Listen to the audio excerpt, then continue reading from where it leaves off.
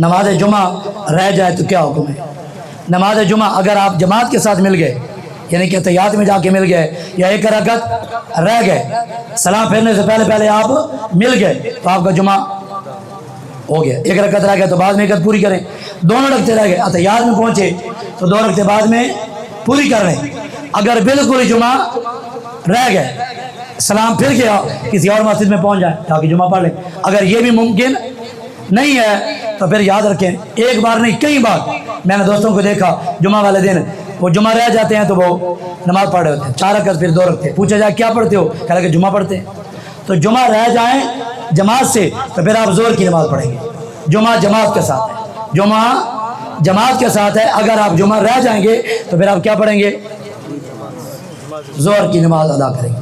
जोर की बोलिए, जोर की नमाज अदा करेंगे।